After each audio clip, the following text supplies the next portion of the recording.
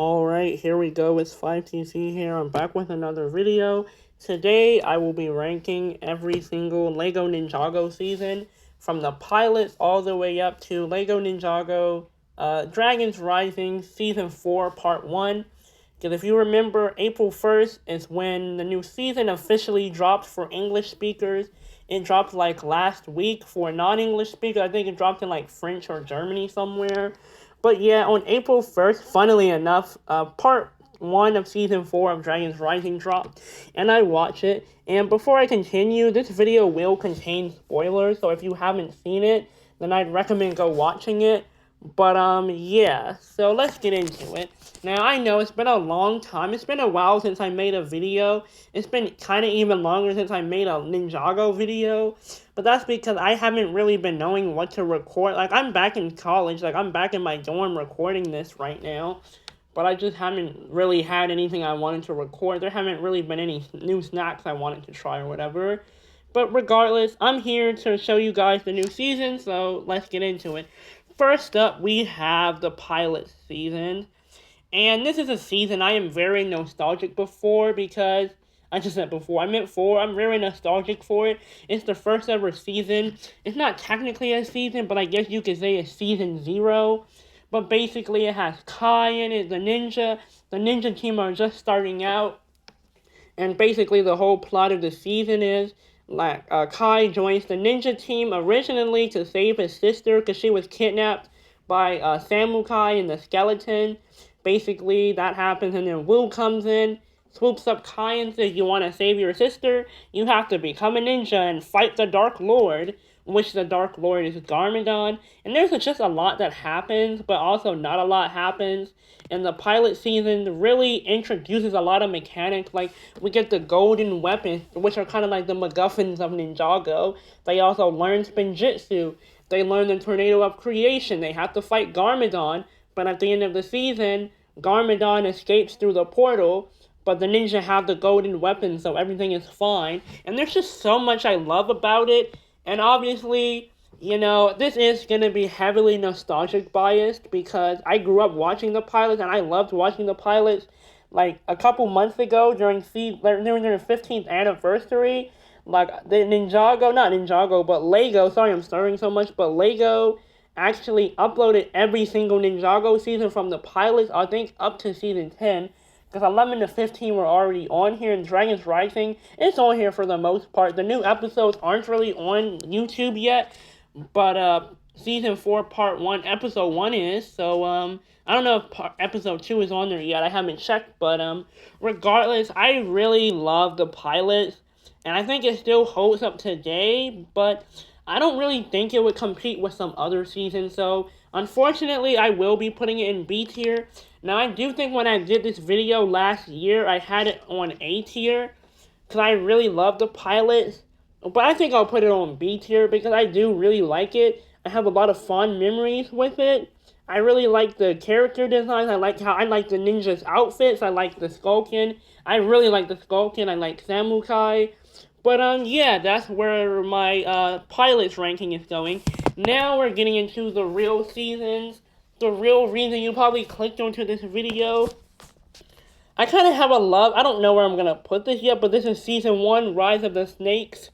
Now we get introduced to the Green Ninja, which is Lloyd. We get introduced to the Serpentine, which are basically like this ancient snake tribe, or multiple tribes of snakes that once tried to destroy the land or kill the land dwellers or whatever. And yeah, there's a whole lot of lore between the Serpentine and the land dwellers, like the Serpentine and Ninjago. I'm not really going to get into this video because I'm just summarizing each season. But basically what happens in this season is Lloyd Garmadon, when he's first introduced, he's kind of like evil, he's kind of like a bratty kid. He like attacks Jamanikai village and said, oh, if you don't give me candy, I'm gonna release the Serpentine on you. The ninjas don't really take him seriously, but then Lloyd actually releases the first Serpentine tribe, which are the Hypnobrai.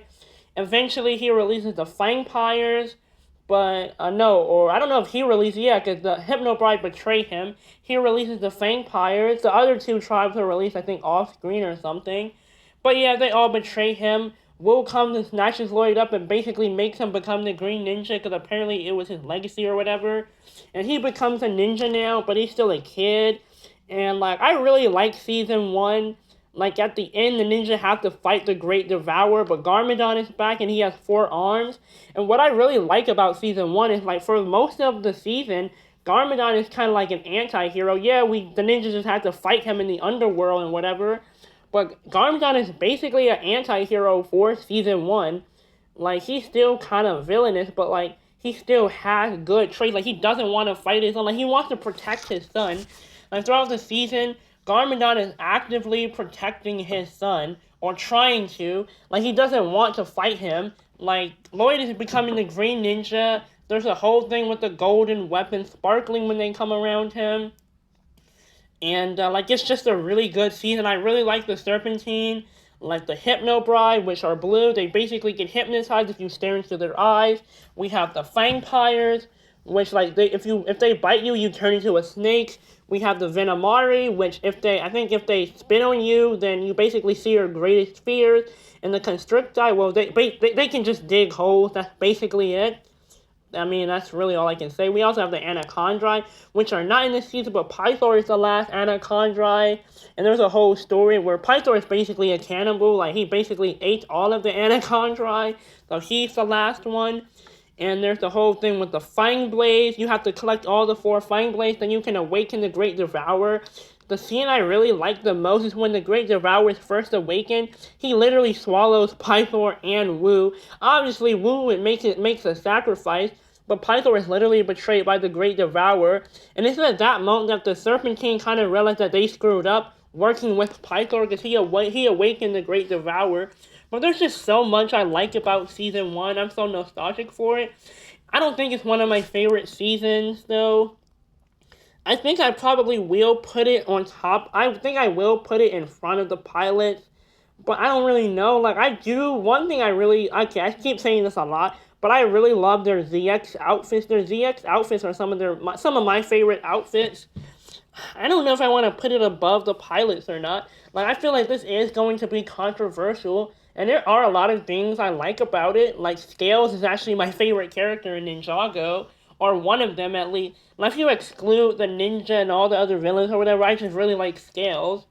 So maybe I think I will put Season 1 above the pilots. But next up we have Season 2, Legacy of the Green Ninja. Lloyd focuses on Lloyd because it's called Legacy of the Green Ninja.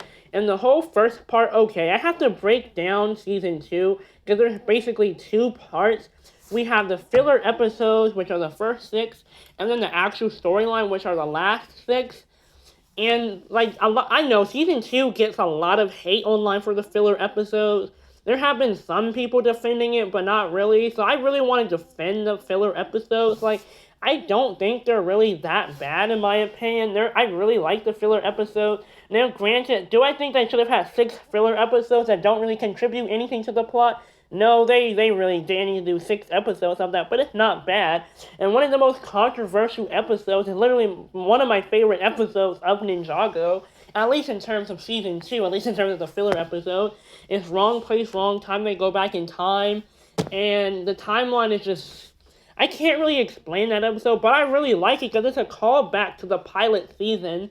In Season 2, I really, really like Season 2. But yeah, the filler episodes, I can just go over each one. Like, I believe in the first one, Lloyd meets his mother, which, yeah, Misako, and she abandoned him because she didn't want him to fight his father, because the father is evil. It's basically kind of like a Luke versus Anakin thing.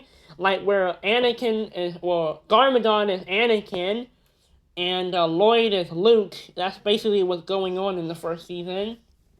Not the first season, but the second season. And yeah, that happens. But Garmadon creates the Mega Weapon, because if you remember from Season 1, I don't think I went over it, the only way the ninja could defeat the Great Devourer in Season 1 is by using the Golden Weapon. Garmadon took the Golden Weapons, defeated the Great Devourer, and then just ran off with them. He created a Mega Weapon, and that's basically the whole part of the filler. It's just Garmadon just goofing around with the Mega Weapon. With the show writers, I guess they kind of realized how powerful Wicked is, that he can create anything. But he can create anything, but he can't really destroy. Now, in my opinion, if you wanted to create something, he probably could have created something like huge to destroy the ninja, but these are still the early days of Ninjago. But yeah, the first episode, we kind of get like introduced to the villainous faction. So at the end of season 1, the Great Devourer's venom seeped underground, and hidden underground were the Stone Warriors, which when activated by the venom, they basically become alive. And the only reason why the Stone Army really even like come like above ground is because the Serpentine basically went into hiding after the events of the Great Devourer, because they realized how much destruction it caused. So they basically went back underground and went into the sewers. They found the tomb with all the Stone Warriors, and they basically got trapped in there once all the venom activated them. And now the Serpentine are trapped back underground. But I don't know why the Serpentine would go underground after they were stuck in tombs. But yeah, they went underground after the Great Devourer attacked, and now they're trapped there, which is kind of funny. But yeah, that's how the Stone Army are activated. They end up fighting some of them. They end up fighting a huge Stone Warrior, and Misako is introduced. In one of the episodes, the ninja fight pirates for some reason. Sky pirates. No, they're just called pirates, but they're in the sky. They also get aged up in Child's Play, which I believe is the last episode of the filler episodes. And Lloyd becomes a teenager because they realize that we can't have Lloyd just stay an annoying kid, so we need a reason for him to be older. There's also an episode with the Grundle. I think that's the same episode. There's the episode where Garmadon makes evil copies of the ninja. For some reason, they don't really do much though. There's also an episode Wrong Place, Wrong Time, where they go back in time. And I do feel like there's some more that I'm forgetting. They're honestly kind of forgettable in my opinion. But there are some pretty good ones, and I do like the filler episodes. Some of them are... Oh yeah, there's also Ninja Ball Run. The ninja join a race to save Darius Mojo. And if you don't know, Darius was a character also introduced during the filler episodes. He has his own dojo. He wants to become a ninja. He's basically a wannabe ninja. And they basically enter a race to save his dojo because I think he's been being evicted from it or something, or it's being destroyed by Donmigar, which is like a fake company Garmadon owns to go after the ninja. And he's just goofing around with the mega weapon. Basically, in the entire filler half of the season, it's just Garmadon goofing around with the mega weapon. In part 2 of season 2, funnily enough, now the ninja are on the Dark Island. Now they have to try and stop Garmadon to try and prevent the final battle. That doesn't really happen though. And at the end, Lloyd becomes the ultimate Spinjitzu master and basically one-hit kills the Overlord, which the Overlord possessed Garmadon. Garmadon thought that the Overlord wanted to help him, but the Overlord was like a spirit. He just needed a new vessel to control, like a new body. And he ends up possessing Garmadon and making him hurt his son. But yeah, at the end, Lloyd defeats the Overlord. The Overlord is gone. And Garmadon becomes Sensei Garmadon. Now he's a good guy now. And that's basically where the show ends. I just realized I haven't been moving the screen in a while. But yeah, that's basically how that season ends. There's a lot that I missed, but I just wanted to do a quick summary. But yeah, season 2 was originally supposed to be the last season of the show, but they ended up renewing it because there were a lot of angry kids, a lot of angry parents. So now we have like 20 seasons or whatever. But now we're going... Oh wait, so where do I rank this? I think I'm going to rank it above season 1. I really like season 2. I like the Dark Island plot. Obviously, I like the Dark Island plot more than the filler episodes. But I don't think the filler episodes are as bad. Now, they do have their own criticisms. But I really like Wrong Place, Wrong Time. Doesn't make a whole lot of sense timeline-wise, no. It kind of completely destroys and screws up the timeline.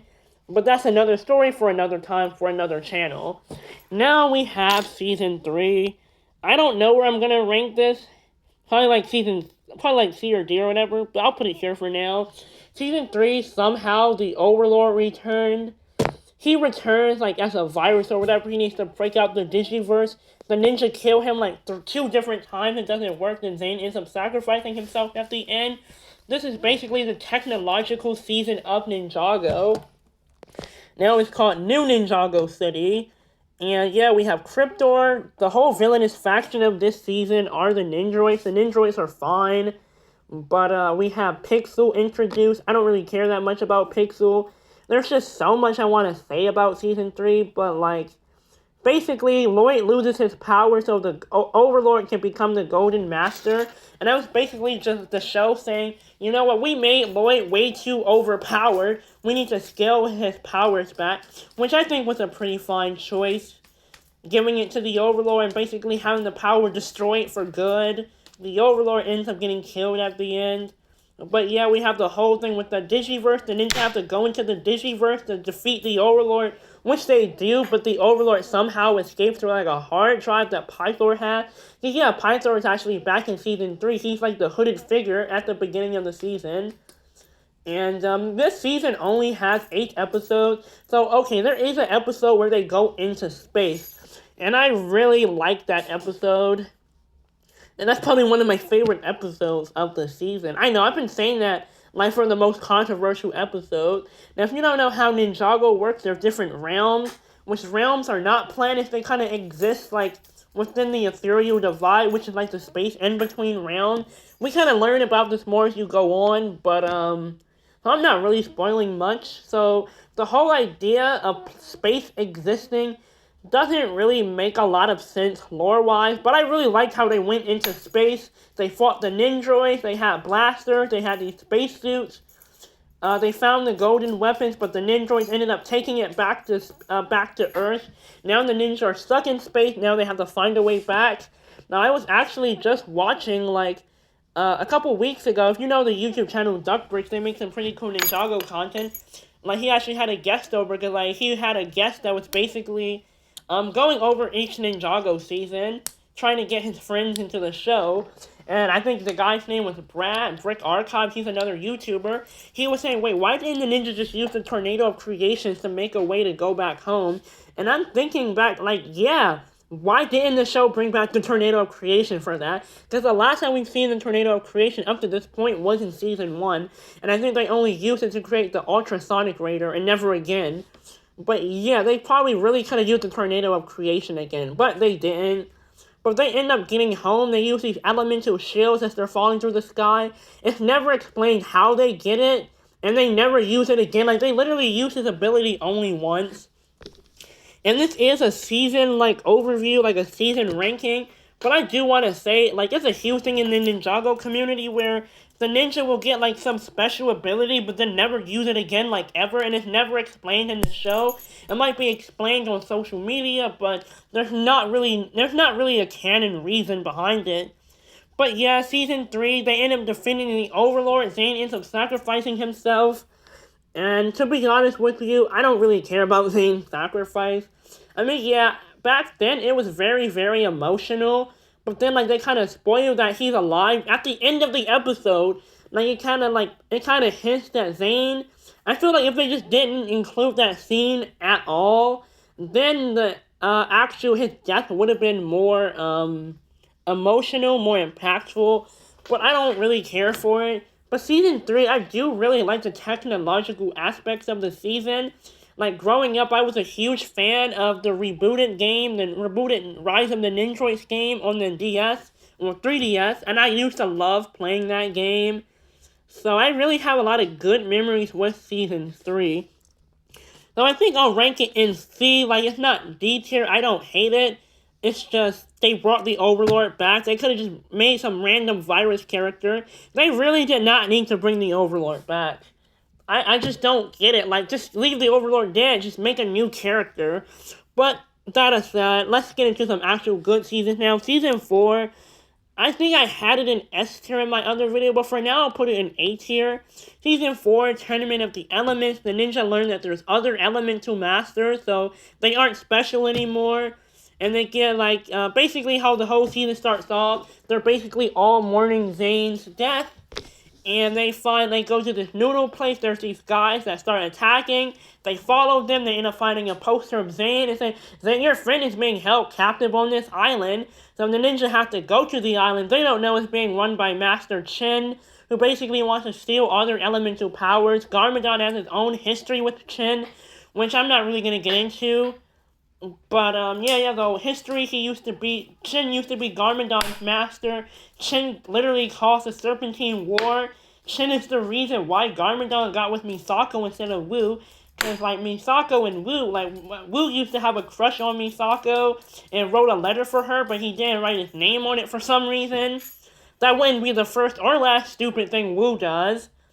Wu does a really lot of stupid things in his life. Before he's a sensei and after, well, when he's a sensei. But that's besides the point. There's different elemental masters. We have speed, metal, amber, which is basically you touch someone, you get a copy of their elemental power. We have poison, shadow, form, sound. I feel like we also have smoke. We have mind. You can read someone's mind. You can't control their mind, but you can read their mind. And I feel like we also have gravity. Gravity is pretty cool. We have all these different elemental powers. Shin has the Staff of Elements, which basically he gets all their elements and he'll be super powerful, but he needs a certain amount of elements in order to become the element, for all his Anachondrite cultures to become Anachondrite, which they needed every single element, which obviously after this season they introduced a lot more elements. And I think it was explained there was only a certain amount of elements, but that's a whole nother confusing thing that I don't really deem necessary to get into for this video to understand the summary. So at the end, he gets all the elemental powers, and not through the staff, because the staff is destroyed. The ninja have their elemental powers, but Skylar basically has a copy of all the elemental powers needed, so he basically drains the power from her, and they all become Anachondrite. Skylar becomes an Anachondrite because she has a tattoo. Garmadon got tatted like a long, long time ago when he was under Chin's rule, or Chin's tutorship or whatever. And yeah, they all become Anachondrite at the end. Garmadon sacrifices himself at the Corridor of Elders, which I actually think his death is more emotional and impactful than Zane. I actually prefer Garmadon's sacrifice over Zane's sacrifice, because in the case of Zane, he literally came back the next season, and it was literally teased that he was alive literally at the end of that battle. But for Garmadon, we didn't even get him until later on in the show, and it wasn't even really the same version of him. But I just really like Season 4. I like the different elements. I like the whole thing with Kai and Skylar. Chin kind of tells Kai about his parents in the Serpentine War. Like, if you haven't seen it, I really recommend going to watch it. Now, I would expect most people watching wouldn't know what I'm talking about, but not everyone is a Ninjago fan. Not everyone has seen the show. Like, I make Ninjago content, but I also make other content that's not related to Ninjago. But yeah, I do really, really, really recommend you go watch the Ninjago, because all of this video is going to be full of spoilers, but you can still watch it and learn about stuff that I haven't talked about. But yeah, Season 4, for now, I'll say it's A tier. It might go up to S tier, but for now, I'll say S tier. No, A tier. Next up, we have Season 5, which is my all-time favorite season. Possession. I love Moro. I love the ghost. Sorry, I just almost burped. But, yeah, Season 5, I absolutely love Season 5. I love how Lloyd gets possessed by Moro. Moro's the master of wind, which almost completely destroys the whole element thing from last season, but we're not going to talk about that anymore. Doesn't make a whole lot of sense, no. But yeah, Season 5, I love Season 5. I love Moro as a villain, because basically Moro is a villain from Wu's past. Wu never told the ninja that he had students before him, because, you know, it's like Wu to hide things from the student. Now Moro wants to get revenge on Wu, and he wants to become the Green Ninja, because Wu told him he would become the Green Ninja. But, I mean, it was never destined for him, so Moro basically became angry. He went to the tomb of the first Ninjutsu master. He ended up getting killed. He ended up, like, dying there. He came back as a ghost and started haunting everyone. And that's not exactly how it happened. I'm leaving some stuff out. But, yeah, he ends up awakening the Preeminent at the end of the season to destroy everything on, like, the City of Styx, which is basically where a lot of the season takes place. And I guess the one thing that doesn't really make sense, like, he's a ghost. Water destroys ghosts. Why would he summon the Preeminent on, like, why would he summon the Preeminent on a city that's filled with water? That just doesn't really make a whole lot of sense.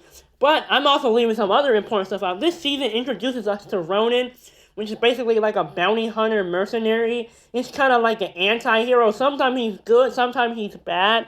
I wouldn't consider him a hero or a villain. I just say he's an anti-hero. But yeah, we introduced to Ronin. He has arrow blades. He sells it to the ninja because only water can destroy the ghost. So, and the arrow blades are made from deep stone, which is a material that is like found underwater.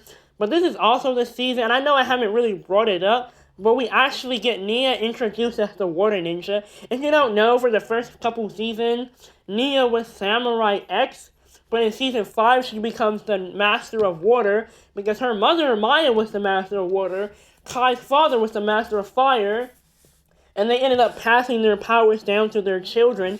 So now Nia's the water ninja. She has to unlock her true potential to kind of like defeat the preeminent at the end of the season, which is destroying everything. We also kind of get introduced to the idea of realms, because we already had the Realm of Madness from the pilots, the Underworld from the pilots.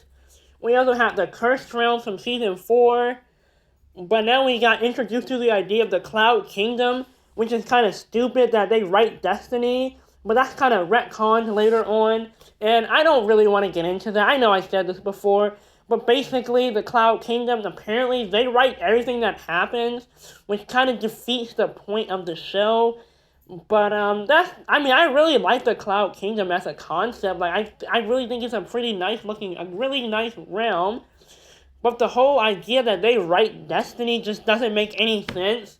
But we also get Shima as a realm, which is pretty crazy. That's not the actual name of the realm. It's actually a part of the wildness, which is like revealed later on in Dragon's Rising. But yeah, we get Shima. We also go to the Cursed Realm, funnily enough. And yeah, we go to a bunch of different places. We also get the Underworld again. But yeah, Season 5 is really nice. Only water can defeat the ghost, and it's explained that ghosts cannot pass through water. Like, if something is a liquid, they cannot pass through it. If it's a solid, they can pass through it.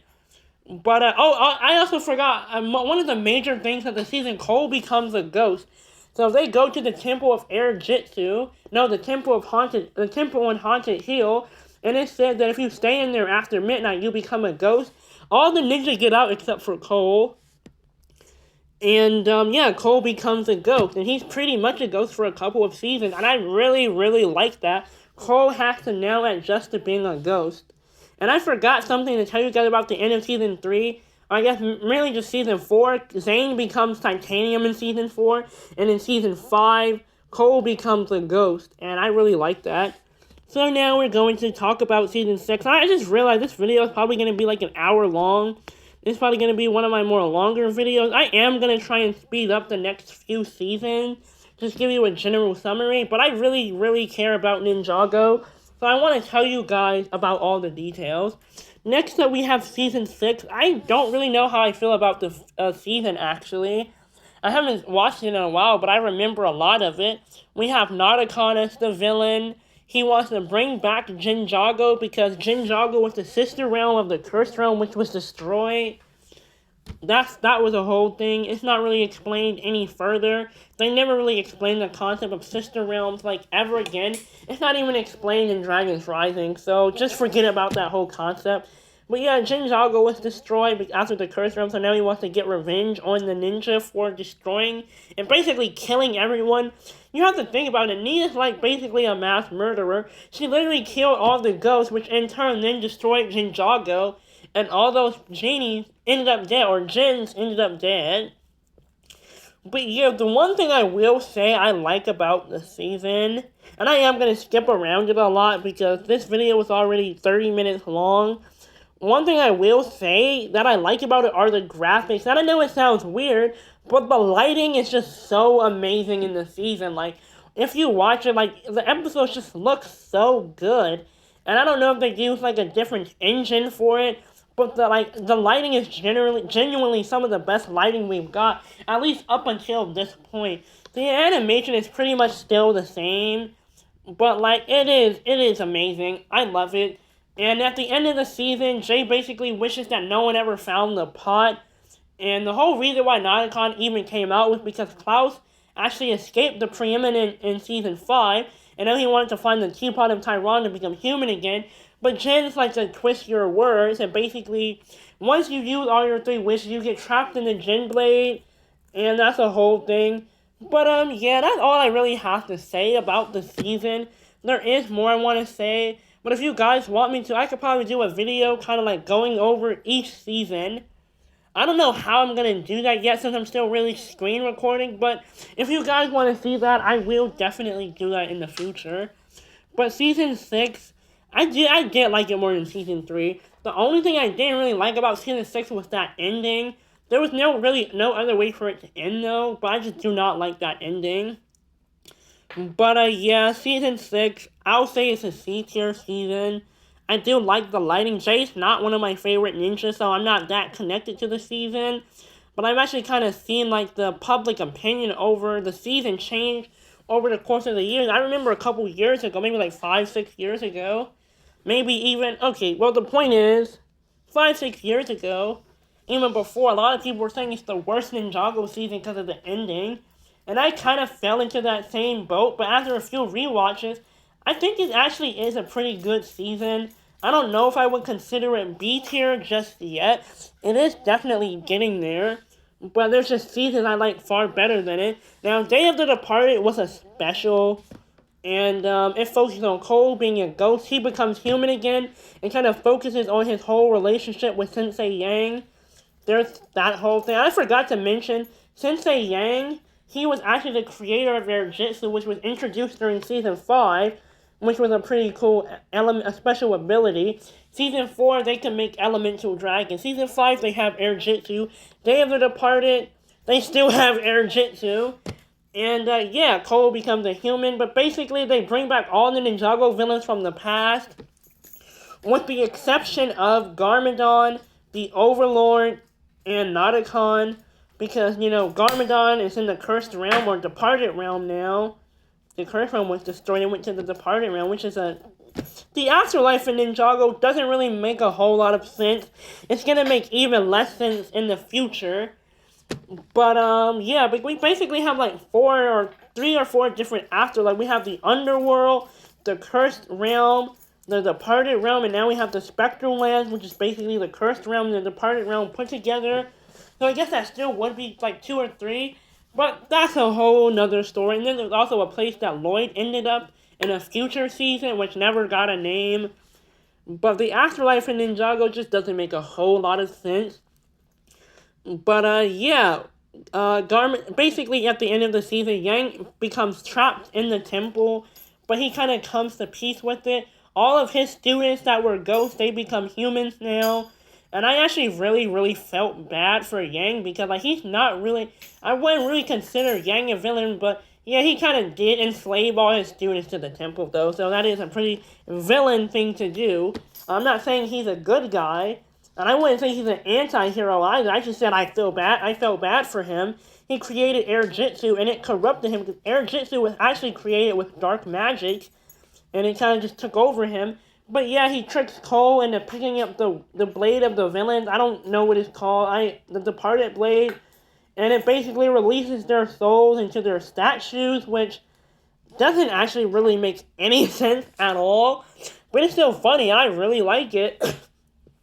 Day of the Departed, which basically their Halloween special, but they don't have Halloween in Ninjago. But they do have the Day of the Departed. But I do know Mexico has something called the Day of the Dead, so I don't know if they were inspired by that and Halloween. But whatever the case is, I do like Day of the Departed. Unfortunately, though, I can't really justify putting it on C tier. I think I'll just put it in D tier. It's like, it just doesn't really hold up. I know, I was just saying all these good things about it, but I don't know, I'm just not really a fan. Season 7 is super controversial, because it used to be one of my favorite seasons. I think like back in like 2018, 2019. Obviously, it's not one of my favorite seasons anymore. I could really care less for the season. But I've actually seen the public kind of shift. Like, most people in the Ninjago community just do not like this season. But I'm not here to talk about other people. I'm here to talk about myself. We get introduced to the Time Twins, which wants to change time, change everything. This focuses heavily on time travel, which get really convoluted. We learn more about Rei and Maya. They literally show up in the season. And basically, the whole MacGuffins of the season are the Time Blade. When you combine them, you can create a time vortex to go through time. And there's just this whole thing. But, yeah, in this season, I don't know. Yeah, I think they use their elemental powers a lot. The villains of this season are the, Vermilion, which you destroy them, but they come back together. And they need a whole lot of metal to create the Iron Doom. Which the Iron Doom, I actually used to have that set when it came out. I don't have it anymore, but I absolutely loved building that set. That set was one of my favorite sets that I actually had. Cause I can't really rank a set that I never had. But Season 7 has some pretty amazing sets. But yeah, Season 7, we got Chronix and Crux. We have the Time Blade. We have Red, which is for pausing time. Green for fast forward. Orange for reversing. And blue for slowing down time. Pretty cool concept. Pretty terrible execution. I don't really know where I want to rank. I think I'll just put it in D tier, though.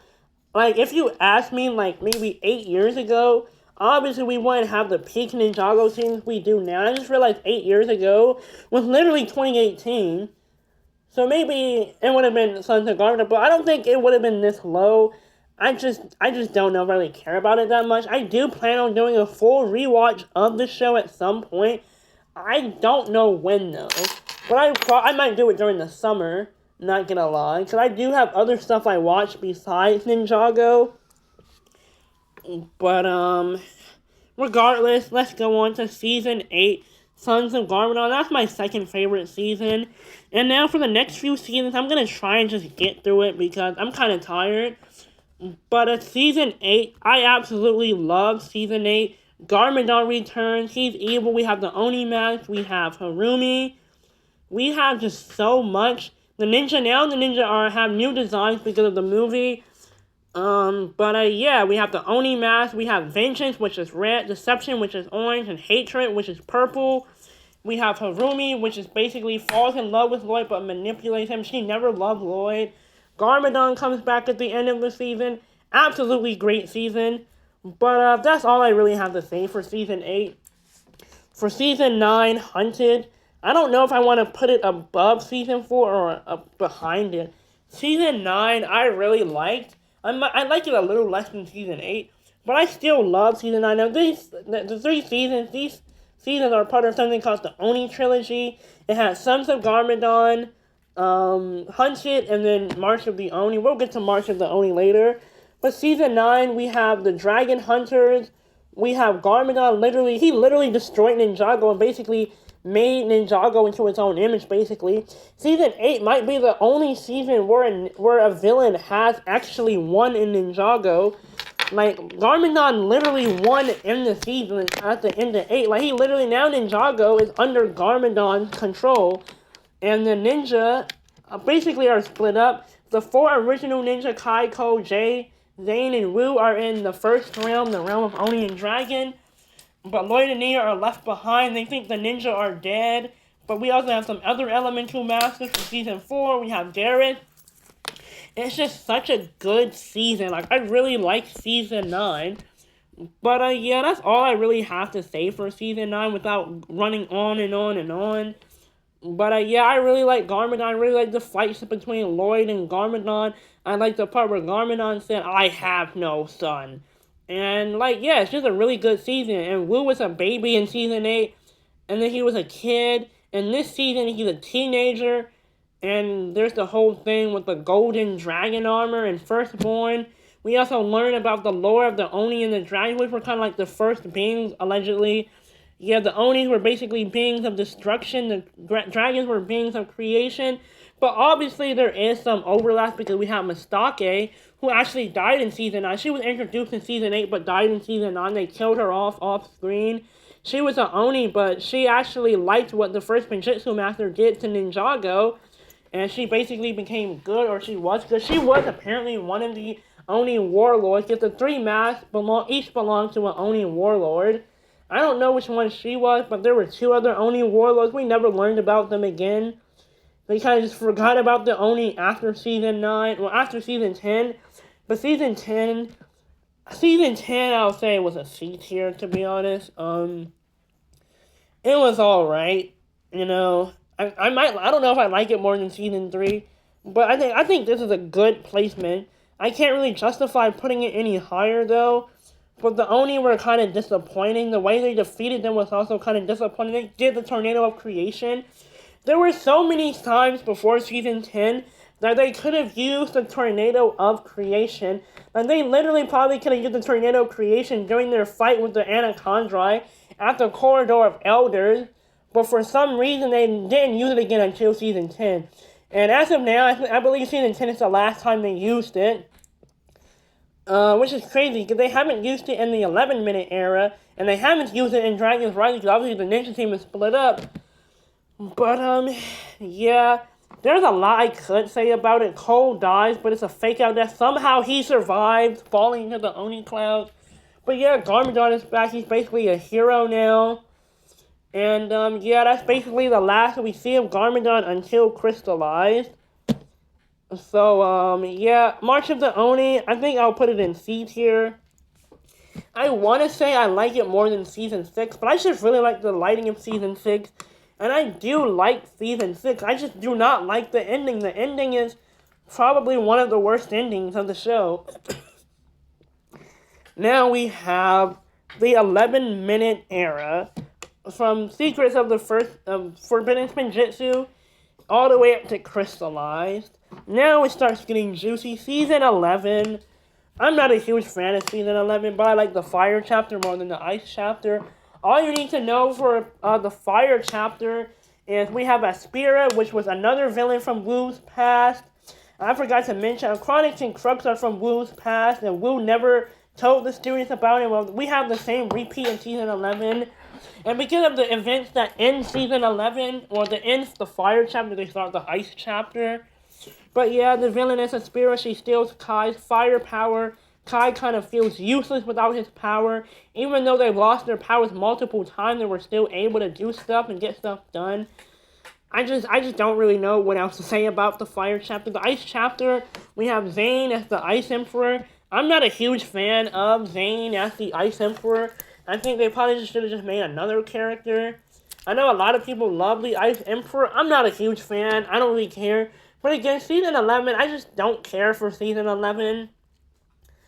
Yeah, there's not really a lot I can say about Season 11. As you can tell, I just do not like the season. I think I'm just going to put it in F tier. Like, to be honest, there's nothing really redeemable about this. And there are some episodes, like Never Trust the Human, which basically explains how Wu betrayed Aspira, because he actually taught Aspira Spinjitzu, which he was not supposed to do. Then it basically, Aspira ended up overruling King Mumbo, the king of the Hypnobrite hybrids or whatever. And Wu was responsible. Wu ended up encaging her and trapping her in a tomb for thousands of years. But I mean, that's all I can really say. There's also the Kaiju Protocol, which is kind of a filler episode. Season 11 had a bunch of filler, like they had that one anime episode, which was filler. But, yeah, there's not really too much I can say about it. I just don't really care for it. Which is crazy. I actually have Season 11 below Season 7. But I do genuinely still like Season 7. I think I like it a little bit more than Season 11. Now, I'm sure my thoughts would change after a rewatch, but, yeah, I don't know when I'm going to do a rewatch. It'll probably be during the summer. Season 12, my opinions on this actually changed, because while the ending of it is kind of whatever, I actually really like how the ninja get trapped in a video game, and it's Prime Empire, it's the video game season. We've been asking for a long time, they're in a video game, they have to defeat the villain, he ends up escaping, and Jade doesn't really defeat him because he ends up becoming a child. But the whole villain is Unagami, his creator was Milton Dyer. We have Scott, which was a guy that got trapped in the game. We have Racer 7, which was an NPC who broke her code, which makes zero sense. But, a lot of things in Ninjago don't make sense. You have to also remember that this is a kid's show. I grew up with it, but I still watch Ninjago. Like, I'm still very much a fan of the show.